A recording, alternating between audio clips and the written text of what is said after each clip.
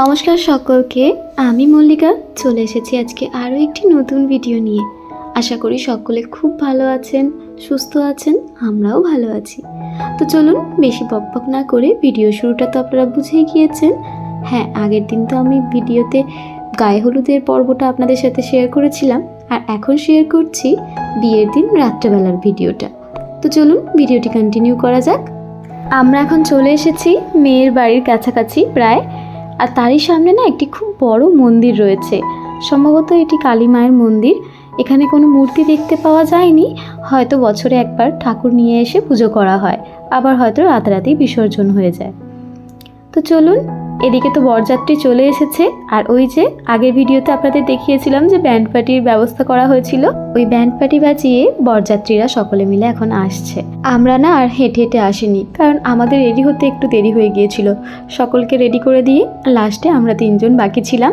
তো আমার এক বোন, মানে আমার ননদ হয় আর কি, তো ওর হাজব্যান্ডের গাড়িতে আমরা সবাই মিলে চলে এসেছিলাম।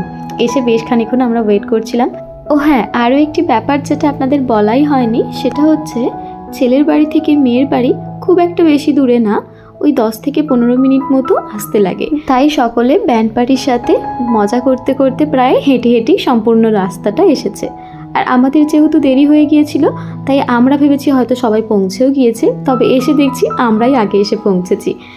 তারপর আমরা বেশ খানিকক্ষণ ওয়েট করার পর এই যে বরযাত্রী চলে এসেছে, দেখতেই পাচ্ছেন। আর এনাকে দেখুন, ও মানে আসা মাত্রই এত নাচ শুরু করেছে, আর কন্টিনিউয়াসলি জানেন কোলে থাকতে খুব পছন্দ করে।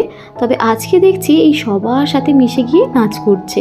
এখান থেকে প্রায় ওই 5 থেকে 7 মিনিট মতো হবে হেঁটে হেঁটে যেতে লাগে। তো ওই সম্পূর্ণ রাস্তাটা সবার সাথে তালে তাল মিলিয়ে নাচতে নাচতে যাচ্ছে। জানেন, কাকার বিয়ে বলে কথা, মজা করবে না বলুন? আমরাই হয়তো ভাবছি যে না ছোট্ট মেয়ে, কিন্তু ও ঠিক বুঝেছে যে সকলে নাচছে মানে আমিও একটু নাচ করি। চলুন, দেখতে দেখতে পৌঁছেও গিয়েছি।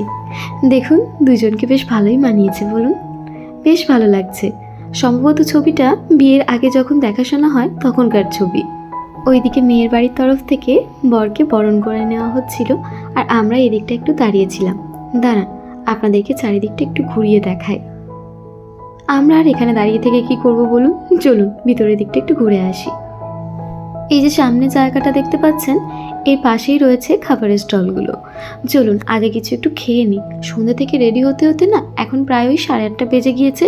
খিদেও পেয়ে গিয়েছে, সেই দুপুরে ভাত খেয়েছিলাম, তারপর তো আর কিছু খাওয়া হয়নি, খিদে পেয়ে গেছিলো। আপনারা হয়তো ভাবছেন যে কনেকে দেখানোর আগে আমরা আগেই খাওয়া দাওয়া করতে শুরু করে দিয়েছি। আসলে কি হয়েছে বলুন তো, এত ভিড় রয়েছে ওখানে যে আমরা একদমই প্লেস পাইনি ওখানে যাওয়ার। আর আমি যেহেতু ভিডিওটা আপনাদের সাথে শেয়ার করব, তাই ভাবলাম একটু জায়গাটা খালি হোক, তারপর গিয়ে ভিডিওটা নেব, তারপর গিয়ে তার সাথে ধীরে সুস্থ আলাপ করব। তার আগে বরঞ্চ একটু খেয়েই নিই। এর আগে তো দেখলেন পাপড়ি চাট খেলাম, অপূর্ব সুন্দর বানিয়েছিল জানেন। শুধু কি পাপড়ি চাট, তারপর একটু কফি নিয়ে সাথে চিকেন পকোড়া নিয়ে নিয়েছিলাম, এটাও বেশ ভালো সুন্দর বানিয়েছিল জানেন। তারপর ফুচকাটাই বা কেন বাদ যায়, তার বেশ খানিকক্ষণ পর তখনও গিয়ে আমরা প্লেস পাইনি কনেকে দেখার জন্য। তারপর ঘুরে এসে না আমরা একটু ফুচকা খেয়ে নিয়েছিলাম, ফুচকাটাও বেশ ভালো বানিয়েছিল। দাঁড়ান, বাড়ির চারিদিকটা আপনাদেরকে একটু ঘুরিয়ে দেখাই। কি অপূর্বভাবে সাজিয়েছে দেখুন। এই বিয়েবাড়ির এই গেটটা আমার খুব ভালো লেগেছে, বেশ ভালো লাগছিল দেখতে গেটটা জানেন। দাঁড়ান, এদিকে এখন মা আর মেয়ের ছবি তোলা চলছে।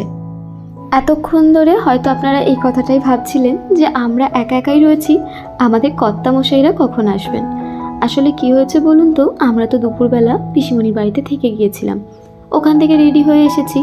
আর পিসিমণির বাড়ি আমার শ্বশুর বাড়ি থেকে বেশি দূরে না, তাই ওরা বাড়ি চলে গিয়েছিল, ওরা ওখান থেকে রেডি হয়ে তারপর এসেছে, তাই একটু দেরি হলো আর কি ওদের আসতে।